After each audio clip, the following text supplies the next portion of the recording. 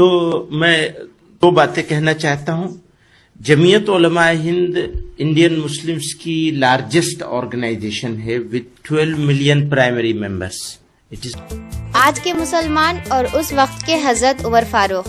کیا آج عمر فاروق کو ماننے والی قوم بھارت میں ہے؟ آپ دیکھ رہے ہیں SD24. میں شبانہ قریشی. کیا عمر فاروق کو ماننے والی قوم بھی بھارت میں ہے؟ ان بھکت ادھر بھی ہے جناب.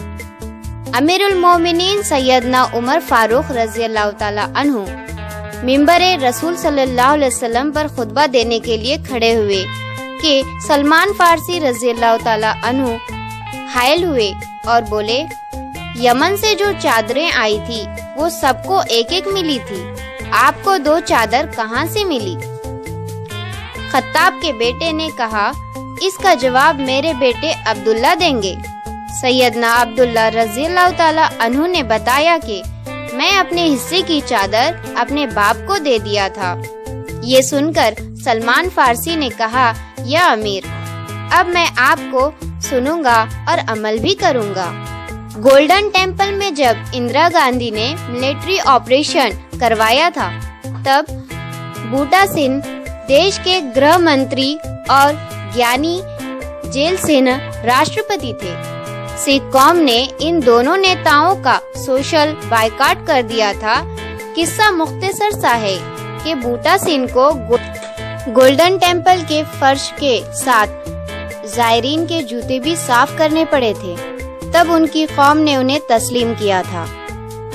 پہلی مثال سے معلوم ہوا کہ اسلام اپنے بڑوں سے محاسبہ کا حق دیتا ہے، اور دوسری مثال سے پتہ چلا کہ اسی بھارت میں ایک قوم ایسی بھی ہے جو اپنے راشٹرپتی اور گرہ منتری کا نہ صرف سماجی بائیکاٹ کرتی ہے بلکہ انہیں سزا بھی دیتی ہے.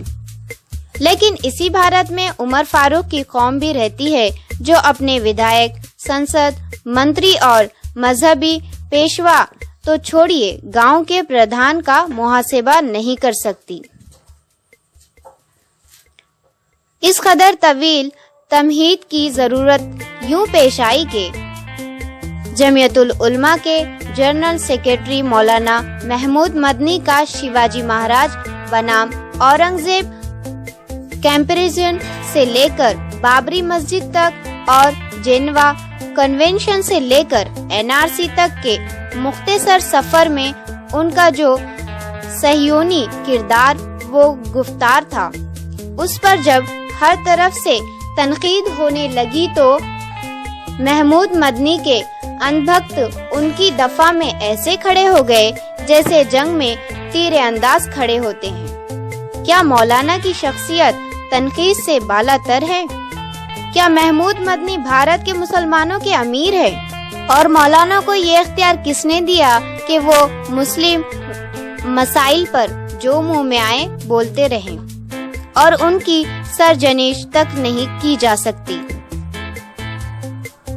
جب دنیا کے سب سے بڑے حکمراں عمر فاروق سے ایک معمولی چادر کے بارے میں بھری مسجد میں سوال پوچھا جا سکتا ہے تو مدنیوں سے ان کے افعال و اعمال کے بارے میں کیوں نہیں پوچھا جا سکتا؟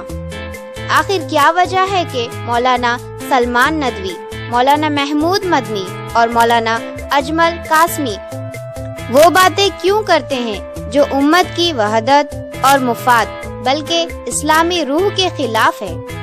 کہیں ایسا تو نہیں کہ یہ لوگ صہیونی سازش کا ایک حصہ ہیں؟ کچھ تو ہے جس کی پردہ داری ہے.